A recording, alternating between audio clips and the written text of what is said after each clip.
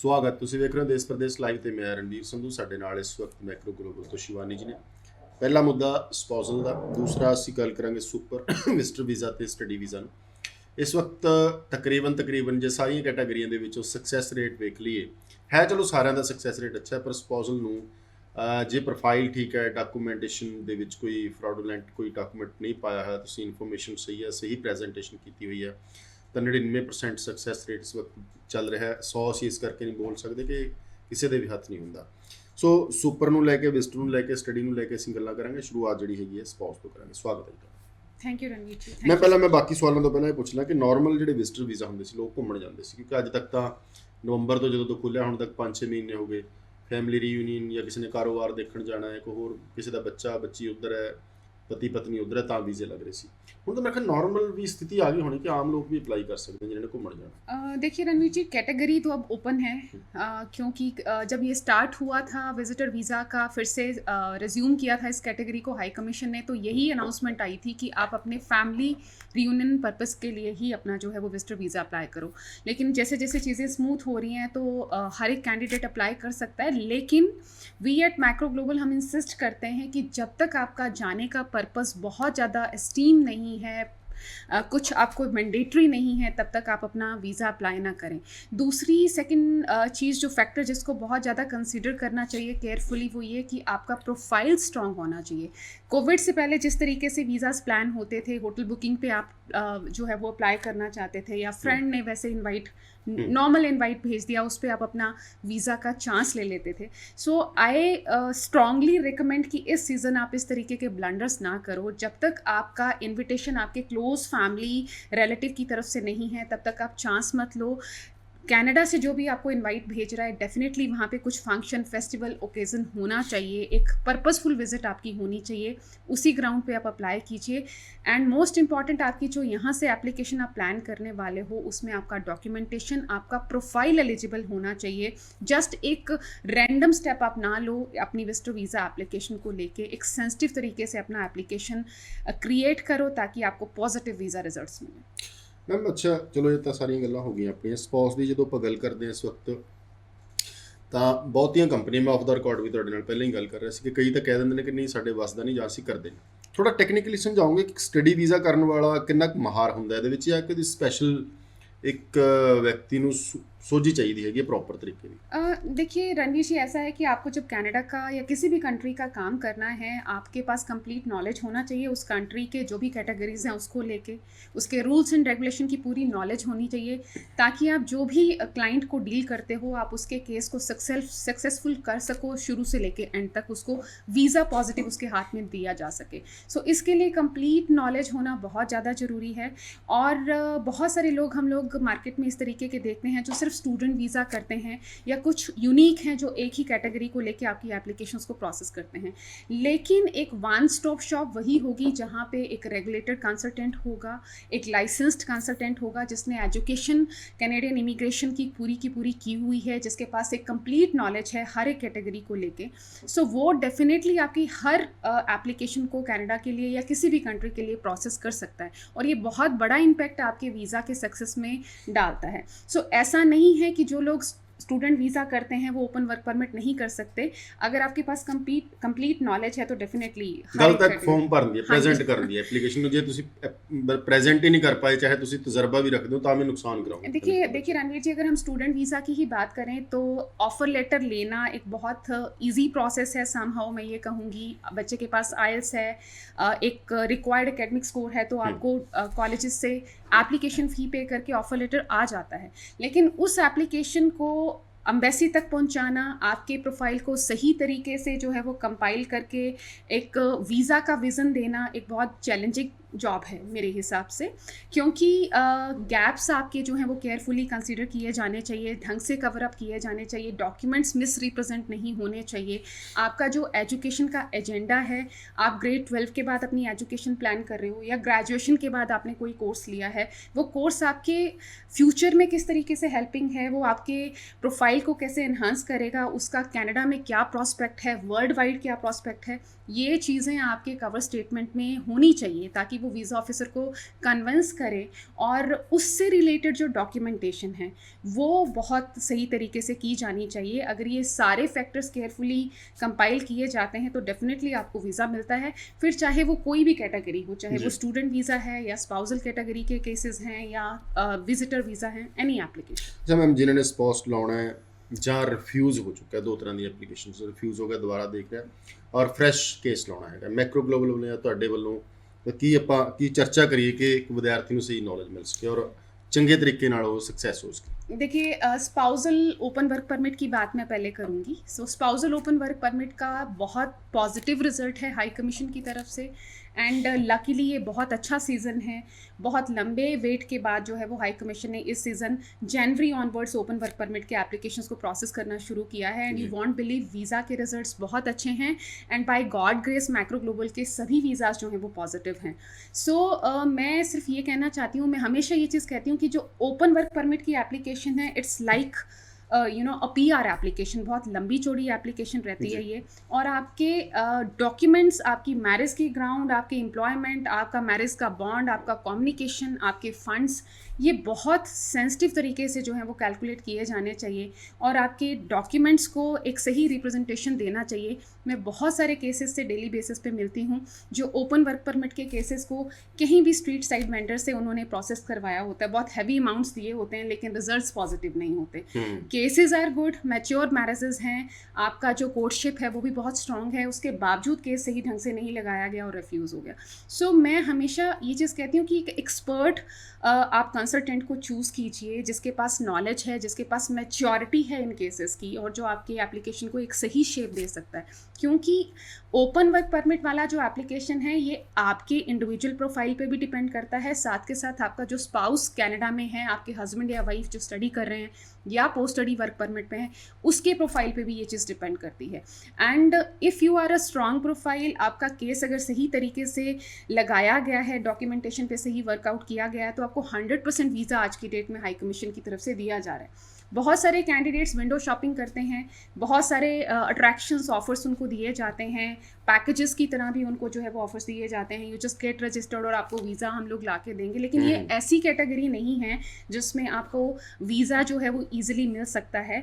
आपकी मैरिज ही एक ऐसा एक फैक्टर है जो सही आपको वीज़ा ला के दे सकता है। डॉक्यूमेंटेशन बहुत ज़्यादा इंपॉर्टेंट है इस कैटेगरी में। So I always invite you all to have complete assessment of your case. आप हमें पॉजिटिवली अपने डॉक्यूमेंट्स के साथ या जो भी प्रोफाइल है उसके साथ विजिट कीजिए। ਜਿਹੜੇ ਰਿਫਿਊਜ਼ ਹੋ ਕੇ ਕੇਸ ਆਉਂਦੇ ਨੇ ਤੁਹਾਡੇ ਕੋਲ, ਜੋ ਤੁਸੀਂ ਦੇਖਦੇ ਹੋ ਉਹਨਾਂ ਨੂੰ ਅਪਲਾਈ ਕਰਦੇ ਹੋ, ਸਕਸੈਸ ਹੁੰਦਾ ਨਹੀਂ ਹੁੰਦਾ, ਉਹ ਮੈਟਰ ਤੇ ਆਪਾਂ ਨਹੀਂ ਜਾਵਾਂਗੇ। ਪਹਿਲਾਂ ਆਉਂਦੇ ਕਿ ਜਿਹੜਾ ਰਿਫਿਊਜ਼ ਕਰਾ ਕੇ ਆਉਂਦਾ ਕਿ ਕੰਸਲਟੈਂਟ ਵੱਲੋਂ ਔਰ ਬੱਚੇ ਵੱਲੋਂ ਉਹਦੀ ਐਪਲੀਕੇਸ਼ਨ 'ਚ ਕੀ ਗਲਤੀ ਹੁੰਦੀ ਹੈ। ਸੈਕੰਡ, ਜਿਹੜੀ ਗਲਤੀ ਕੀਤੀ ਹੋਈ ਹੈ ਇੱਕ ਸਪੌਸ ਕੇਸਾਂ ਦੇ ਵਿੱਚ, कि वो गलती सुधारने होगा, दोबारा लग सकती है। हाँ जी, डेफिनेटली रणवीर जी, एक अगर रिफ्यूज्ड केस है डेफिनेटली दोबारा लगाया जा सकता है। और अगर हम मिस्टेक्स की बात करें या जो ब्लंडर्स प्रीवियस एप्लीकेशंस में होते हैं, बहुत ही सिली मिस्टेक्स होती हैं।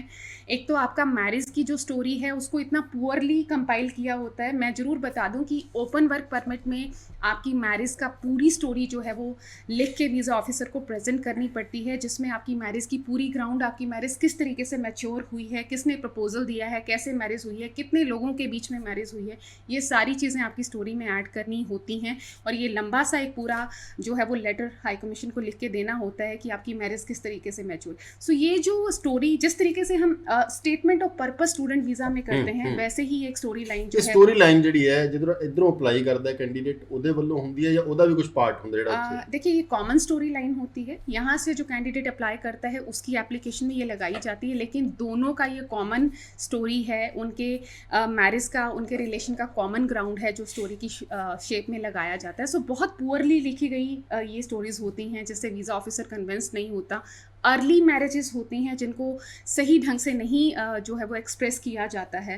इसके अलावा हम लोग ये बहुत बड़ा ब्लंडर देखते हैं कि जो फंड्स आपने दिखाए हैं उसका रूट सही नहीं है, उसका रिप्रेजेंटेशन सही नहीं है। मेल कैंडिडेट्स के केसेस में हम लोगों ने ये रियलाइज़ किया है कि एग्रीकल्चरिस्ट, मैक्सिमम कैंडिडेट्स पंजाब से जो है वो अपने आप को एग्रीकल्चरिस्ट रिप्रेजेंट करते हैं। Whereas I have to express this कि आज की डेट में हाई कमीशन के ओपिनियन में एग्रीकल्चर का जो ऑक्यूपेशन है वो फुल टाइम ऑक्यूपेशन नहीं है, it's a seasonal occupation. Hmm. So agriculture के साथ साथ आपका फुल टाइम जॉब होना, 10 से 6 का जॉब होना, चाहे वो प्राइवेट जॉब है, सेमी गवर्नमेंट जॉब है, किसी भी इंडस्ट्री का जॉब है, वो बहुत ज़्यादा ज़रूरी है मेल कैंडिडेट्स के लिए। सो इसके अलावा आपके जो गैप्स हैं उसको किस तरीके से आप शो कर सकते हो, आप अपने आप को फ्रीलांसर दिखा सकते हो किसी भी इंडस्ट्री का। सो ये चीज़ों की मिस्टेक्स नॉर्मली मिलती हैं। इसके अलावा आपकी जो मैरिज के प्रूफ्स हैं उसको नहीं सही ढंग से लगाया जाता। बहुत सारी चीज़ें इस एप्लीकेशन में लगती हैं, आपके मैरिज के बिल्स हैं, आपके चैट्स हैं, आपके डिफरेंट प्लेटफॉर्म्स पे आपका जो कम्युनिकेशन है। सो ये मिस्टेक्स जो हैं वो की जाती हैं, लेकिन मैं फिर ये कहूँगी कि you don't have to feel down. आप दोबारा अपनी एप्लीकेशन लगा सकते हैं। You kindly visit us with all your documents whatever you have, तो आपको हम एक फ्री ਅਸੈਸਮੈਂਟ ਜੋ ਹੈ ਆਪਣੇ ਦੋਨੋਂ ਆਫਿਸਿਸ से ऑफर करते हैं। ਚੱਲਦੇ ਹਾਂ ਜੀ ਸੁਪਰ ਵੀਜ਼ਾ ਵੱਲ। ਆਪਾਂ ਪਿਛਲੇ ਵਾਰੀ ਡਿਸਕਸ ਜਦੋਂ ਕੀਤਾ, ਤੁਸੀਂ ਇੱਕ ਪੁਆਇੰਟ ਉਠਾਇਆ, ਸਮਾਂ ਥੋੜਾ ਸੀ, ਫਿਰ ਆਪਾਂ ਸ਼ੋਅ ਨੂੰ ਵਾਈਂਡ ਅਪ ਕਰਨਾ ਪਿਆ। ਤੁਸੀਂ ਕਿਹਾ ਸੀ ਕਿ ਕੋਈ ਸਮਾਂ ਨਿਰਧਾਰਤ ਨਹੀਂ ਹੈ। ਮੈਂ ਸਵਾਲ ਇਹ ਪੁੱਛਿਆ ਸੀ ਕਿ ਬਹੁਤ ਸਾਰੇ ਕੰਸਲਟੈਂਟ ਜਾਂ ਬੱਚੇ ਕਹਿ ਦਿੰਦੇ ਨੇ ਜੀ ਜਨਵਰੀ 'ਚ ਖੁੱਲੂਗਾ, ਫਰਵਰੀ 'ਚ ਖੁੱਲੂਗਾ, ਫਿਰ ਅਪਲਾਈ ਕਰਾਂਗੇ। ਤੁਸੀਂ ਕਿਹਾ ਕਦੇ ਵੀ ਕਰ ਸਕਦੇ ਆ। ਹੁਣ ਇਸ ਤੋਂ ਅੱਗੇ ਦੀਆਂ ਸ਼ਰਤਾਂ ਕੀ ਹੈਗੀਆਂ, ਥੋੜ੍ਹੀਆਂ ਤੁਸੀਂ ਦੱਸਤੀਆਂ ਸੀਗੀਆਂ। ਸੁਪਰ ਵੀਜ਼ਾ ਬੇਸਿਕਲੀ ਆਮ ਵਿਜ਼ਟਰ ਵੀਜ਼ੇ ਨਾਲੋਂ ਕੀ फ़र्क ਹੈ, और ਇਹਦਾ ਲਾਭ ਕਿਹਨੂੰ ਮਿਲਦਾ ਹੈਗਾ, और ਇਹਦੀ ਐਲੀजिबिलिटी ਕੀ है? देखिए मैं ज़रूर ये चीज़ बता दूँ, सुपर वीज़ा जो है वो बेसिकली पेरेंट्स और ग्रैंड पेरेंट्स के लिए डिज़ाइन किया गया है। ये विजिटर वीज़ा की ही एक कैटेगरी है। 10 इयर्स का मल्टीपल एंट्री वीज़ा है। पेरेंट्स और grand parents through out the year apply कर सकते हैं, किसी भी टाइम अप्लाई कर सकते हैं। इसका कोई सीज़न नहीं है कनाडा के लिए। प्रोवाइडेड इसमें कंडीशंस ये हैं कि जो आपके बच्चे हैं कनाडा में, जो आपको इनवाइट करेंगे, जो आपको स्पॉन्सर करेंगे, उनकी इनकम क्वालिफाई करनी चाहिए। सो नॉर्मली अपने पेरेंट्स को इनवाइट करने के लिए जो आप सुपर वीज़ा में इनकम आपके बच्चों की होनी चाहिए कनाडा में, वो $50,000 क्रॉस करनी चाहिए। इसका एक प्रॉपर स्लैब है जिसको लाइको कहा ਜਿਹੜੀ जाता ਉਹਨਾਂ है। ਨੂੰ ਜਿਹੜੀ ਜੌਬ ਜਿਹੜੀ ਹੈਗੀ ਹੈ, हाँ जी, ਉਹ ਚਾਹੇ ਇੱਕ ਜੌਬ ਹੈ ਚਾਹੇ ਦੋ ਹੈ, ਉਹਨਾਂ ਦੀ ਹਾਂਜੀ। ਮਿਲਾ ਕੇ ਜਿਹੜੀ ਸੈਲਰੀ ਹੈਗੀ, ਐਨੂਅਲ ਇਨਕਮ ਜਿਹੜੀ ਬਣਦੀ ਹੈ, ਉਹ ਤਕਰੀਬਨ 4000 ਮੰਥ ਦੇ ਨੇੜੇ ਤੇੜੇ, ਡਾਲਰ ਦੇ ਨੇੜੇ ਤੇੜੇ ਬਣਦੀ ਹੈ। No I guess it is more than $4,000 sir. ये $8,000 या $9,000 का बनता है पर पर्सन पर एनम के हिसाब से। सो इसका एक प्रॉपर टेबल है लाइको के नाम से। अगर आप गूगल करेंगे तो you will come to know low income cut rate जो भी है। ਨਹੀਂ ਹੁਣ ਜਿਨ੍ਹਾਂ ਦੀ ਨਹੀਂ ਬਣਦੀ ਤੇ ਕੀ ਉਹ ਬੁਲਾ ਹੀ ਨਹੀਂ ਸਕਦੇ, ਸੁਪਰ ਵੀਜ਼ਾ ਲੈ ਨਹੀਂ ਸਕਦੇ? ਜਾਂ ਦੇਖੋ ਪੰਜਾਬੀਆਂ ਦਾ ਅਲਟਰਨੇਟ ਤਾਂ ਹੁੰਦਾ ਹੀ ਹੈ। जो देखो मैं एक सवाल पूछ रहा जी, पति ਜਾਂ पत्नी दोवां ਦੀ मिला के होनी चाहिए या एक सिंगल पर्सन दी? दोनों की मिला के अच्छा, ये दोनों, इनकम दोनों। बन सकती है। सो अगर आपकी वो स्लैब अगर आप मैच नहीं करते हो तो आप सुपर वीज़ा नहीं अप्लाई कर सकते हैं। उस केस में आप अपने पेरेंट्स का विजिटर वीज़ा अप्लाई कीजिए। आप अपने पेरेंट्स को कनाडा इनवाइट कर लीजिए। एक और ਇਨਕਮ ਜੌਬ ਦੇ ਰੂਪ 'ਚ ਹੀ ਹੋਣਾ ਜ਼ਰੂਰੀ ਹੈ, ਕੋਈ ਕਾਰੋਬਾਰ ਕਰਨ ਲੱਗੇ ਵਿਅਕਤੀ? एनीथिंग सर, ਅੱਛਾ, ਆਮਦਨ ਤੁਹਾਡੀ 50,000 प्लस जिस तरीके से हम लोग इंडिया में इनकम टैक्स रिटर्न भरते हैं उस पर आपका इनकम फ्लैश होता है, उसी तरीके से notice of assessment tax papers होते हैं कनाडा में, उसमें आपका एनुअल इनकम फ्लैश होता है। उस ग्राउंड पे आप क्वालिफाई करते हैं। आपके हस्बैंड और वाइफ दोनों की इनकम मिला के ये चीज़ डिक्लेयर हो जाती है कि आप अपने पेरेंट्स को सुपर वीज़ा के लिए इनवाइट करने के लिए क्वालिफाइड हैं या नहीं हैं। On the other hand I have to tell you all कि इन केस अगर आप सुपर वीज़ा के लिए क्वालिफाई नहीं करते, आप उनका सिंपल विजिटर फाइल कीजिए। आज की डेट में पेरेंट्स और ग्रैंड पेरेंट्स का विजिटर वीज़ा का सक्सेस रेट भी बहुत अच्छा है। आप उनको कनाडा इन्वाइट कीजिए। द मोमेंट यू फील कि आप क्वालिफाई करते हैं, जिस भी टाइम पे क्वालिफाई करते हैं, आप विजिटर को सुपर वीज़ा में कन्वर्ट करवाने का प्रोसेस भी जो है वो फॉलो कर सकते हैं। सो अल्टीमेटली मुझे ये कहना है, चाहे आप सुपर वीज़ा अप्लाई करना चाहते हैं या विजिटर वीज़ा अप्लाई करना चाहते हैं, this is the right season. Summer start हो रही है कनाडा में। यूजुअली समर्स में जो है वो वीज़ा सक्सेस रेट विजिटर वालों के लिए बहुत अच्छा रहता है। सो आप इनिशिएट कीजिए। एक कस्टमाइज्ड चेकलिस्ट जो है वो मैक्रो ग्लोबल की तरफ से आपको दी जाती है। आप असेसमेंट के लिए, ओपिनियन के लिए हम लोगों को हमारे मोहाली ऑफिस या खन्ना ऑफिस में विजिट कर सकते हैं। प्लीज़ एक एक्सपर्ट एडवाइस लीजिए आप जो भी कैटेगरी फाइल करना चाहते हैं, ताकि आपकी एप्लीकेशन मैच्योर हो सके और आपको पॉजिटिव वीज़ा मिल सके। ਮੈਮ 1-2 ਮਿੰਟ ਵਿਜ਼ਟਰ ਦੇ ਲਾ ਲਈ। ਵੈਸੇ ਤੁਸੀਂ ਦੱਸਤਾ ਹੈਗਾ, ਜਨਰਲ ਜਦੋਂ ਲੋਕ ਅਪਲਾਈ ਕਰਦੇ ਸੀ ਤਾਂ ਜਿਹੜੀ ਤੁਹਾਡੀ ਪ੍ਰਾਪਰਟੀ ਹੈ, ਇਹਦੀ ਵੈਲਿਊਏਸ਼ਨ ਹੋ ਗਈ, ITR ਦਾ ਸ਼ੋਅ ਕਰਨਾ, ਬੈਂਕਾਂ ਦੇ ਵਿੱਚ ਖਾਤੇ, ਬਿਜ਼ਨਸ ਕਾਰੋਬਾਰ ਜਾਂ ਸੈਲਰੀਜ਼ ਦਾ ਹੋਣਾ ਬਹੁਤ ਜ਼ਿਆਦਾ ਜ਼ਰੂਰੀ ਹੈ ਕੈਨੇਡਾ ਦੇ ਵਿੱਚ। ਕਰੋਨਾ ਦੇ ਦੌਰਾਨ 2 ਸਾਲ ਦੇ ਵਿੱਚ ਇਨਕਮ ਵੀ ਘਟੀ ਹੈ ਲੋਕਾਂ ਦੀ, ਜਿਹੜੀ ਜਮ੍ਹਾਂ ਪੂੰਜੀ ਸੀ ਉਹ ਵੀ ਘੱਟ ਹੋਈ ਹੈ, ITR ਵੀ ਲੋਕਾਂ ਨੇ ਘੱਟ ਭਰੀਆਂ ਹੈਗੀਆਂ। ਜਦੋਂ ਕੰਪੈਰੀਜ਼ਨ ਉਹਦੀ 18 ਜਾਂ 17 ਜਾਂ 19 ਦੇ ਨਾਲ ਹੋਣਾ, ਹੁਣ ਘੱਟ ਹੈਗਾ, ਕੋਈ ਅਜਿਹਾ ਵੀ ਇੱਕ ਸਵਾਲ ਆਇਆ ਸੀ ਸਾਡੇ ਕੋਲ ਕਿ ਕੀ ਇਹ ਨੈਗੇਟਿਵ ਹੈ ਕਿ ਪੋਜ਼ਿਟਿਵ ਚੀਜ਼ ਹੈ? देखिए रणवीर जी, थोड़ा-सा हम लोग क्लासिफ़ाई कर सकते हैं यहाँ पे कैटेगरीज़ को। जो पेरेंट्स और ग्रैंड पेरेंट्स अप्लाई कर रहे हैं आज की डेट में, चाहे उनके पास फंड्स हैं, नहीं हैं, वीज़ा सक्सेस रेट बहुत अच्छा है, क्योंकि हाई कमीशन इस बात को समझती है कि कोविड में ना तो पेरेंट्स अपने बच्चों से मिल पाए हैं, ना उनके बच्चे कनाडा से इंडिया अपने पेरेंट्स को मिलने आ पाए हैं। सो इसी ग्राउंड पे पेरेंट्स और ग्रैंड पेरेंट्स का जो वीज़ा सक्सेस रेट है वो बहुत अच्छा है। लेकिन जो सपोज़ आप फार फैमिली रिलेशन में अप्लाई कर रहे हैं, कुछ अपने फ्रेंड्स के लिए जाना चाहते हैं, या फिर ब्रदर सिस्टर्स उस ग्राउंड पे विजिटर वीज़ा अप्लाई करना चाहते हैं, वो थोड़ा सा रिस्की हो सकता है। उस केस में आपका प्रोफाइल अच्छा होना बहुत ज़्यादा ज़रूरी है। हम पंजाब वाले जोन में बैठते हैं, यहाँ इंडस्ट्री उस लेवल पे नहीं है, कमर्शियल जो ग्राउंड है वो उस लेवल पे नहीं है। मैक्सिमम लोग जो हैं वो बिजनेस में हैं या छोटे मोटे अपने वेंचर्स रन करते हैं। सो जो बिजनेस प्रोफाइल्स हैं या कॉर्पोरेट प्रोफाइल्स जो हैं उनके वो इतने स्ट्रॉन्ग नहीं हैं। ऐसे में आपकी सेविंग्स अगर हैं तो हेल्पिंग होगा, अदरवाइज मैं यही ओपिनियन करती हूँ, case to case story is different. So case to case हम लोग आपको एडवाइस करते हैं कि इस पॉइंट ऑफ टाइम पे आपको वीज़ा अप्लाई करना हमारी तरफ से ओपिनियन है या नहीं है। अदरवाइज आप थोड़ा टाइम दें, अपने फंड्स को थोड़ा अरेंज करें, थोड़ा अपने सेविंग्स को इंक्रीज़ करें, उसके बाद आप कनाडा विजिटर वीज़ा का चांस लें। मैम 3-4 ਮਿੰਟ ਸਾਡੇ ਕੋਲ ਬਚੇ ਨੇ ਐਡਮਿਸ਼ਨਸ ਨੂੰ ਲੈ ਕੇ, ਸਕਸੈਸ ਰੇਟ ਨੂੰ ਲੈ ਕੇ, ਰਿਫਿਊਜ਼ਲ ਨੂੰ ਦੁਬਾਰਾ ਰੀਲਾਂਚ ਕਰਨ ਵਾਲੀਆਂ ਜਿਹੜੀਆਂ ਫਾਈਲਸ ਨੇ ਉਹਨਾਂ ਬਾਰੇ ਥੋੜਾ ਜਿਹਾ ਸਟੱਡੀ ਤੇ ਗੱਲ ਕਰ ਲਈਏ। स्टूडेंट्स के लिए this is the high season for students. सितंबर 2022 की एडमिशन्स चल रही हैं, साथ के साथ जनवरी 2023 के एडमिशन्स भी स्टार्ट हो गए हैं, और हर एक ग्राउंड पे एडमिशन्स हैं, under graduate post graduate level पे, कॉलेज यूनिवर्सिटी लेवल पे एडमिशन्स हैं। सो मेरा रिक्वेस्ट स्टूडेंट्स को यही है कि आप जिस भी स्टेज पे हैं, आप फ्रेशर स्टूडेंट हैं या आप एक बार रिफ्यूज़ हो चुके हैं, दोबारा फाइल करना चाहते हैं, आप सही कंसल्टेंट चूज़ कीजिए। सही से मेरा मतलब सिर्फ ये है कि एक रेगुलेटेड कंसल्टेंट होना चाहिए, एजुकेटेड एक्सपीरियंस्ड कंसल्टेंट होना चाहिए, जो आपकी एप्लीकेशन को सही तरीके से कंपाइल कर सके। इसके अलावा मुझे ये ज़रूर कहना है कि बहुत सारे कॉलेजेस के अलर्ट्स जो हैं वो बैक टू बैक आ रहे हैं, उनके सीट वैकेंसीज़ को लेके, कोर्स वैकेंसीज़ को लेके। सो आप जितना जल्दी हो सकता है अपने ऑफर लेटर्स को प्रोसेस कीजिए, और अगर आपके कोर्सेज सितंबर 2022 में अवेलेबल नहीं है, इमीडिएटली जनवरी 2023 के लिए आप अपने ऑफर्स प्रोसेस कीजिए। मेनली स्ट्रगलिंग जो स्ट्रीम इस टाइम पे है वो ग्रेड 12 वाले स्टूडेंट्स हैं, नॉन मेडिकल एंड मेडिकल। बहुत सारे ऐसे स्टूडेंट्स के साथ मैं डेली बेसिस पे मिल रही हूँ जिनको अपनी चॉइस के प्रोग्राम्स सितंबर में नहीं मिल रहे। कंप्यूटर एंड IT जो प्रोग्राम्स हैं, डिप्लोमास हैं अंडर ग्रेजुएट लेवल पे, are not available overall in Ontario और different provinces for September intake. So ऐसे स्टूडेंट्स को इमीडिएटली जनवरी 2023 के लिए अपना एडमिशन डालना चाहिए। एक छोटा सा अलर्ट और है, कैनाडोर कॉलेज ने अपने जो प्रोग्राम्स हैं नॉर्थ वे कैंपस के लिए सितंबर 2022 के लिए फिर से ओपन किए हैं। सो कैनाडोर कॉलेज के लिए बहुत सारा स्टूडेंट जो है वो इंटरेस्टेड रहता है। After the show you please give us a call और अपने लिए एक राइट चॉइस आप चूज़ कीजिए। इसके अलावा नॉर्दर्न लाइट्स कॉलेज, जिसकी फ़ीस ब्रिटिश कोलंबिया में लोएस्ट फ़ीस है, इस कॉलेज में भी बहुत सारे प्रोग्राम्स अभी ओपन हैं। Associate of arts and associate of science degree programs हैं अंडर ग्रेजुएट स्टूडेंट्स के लिए, ये मुझे ज़रूर हाईलाइट करना था।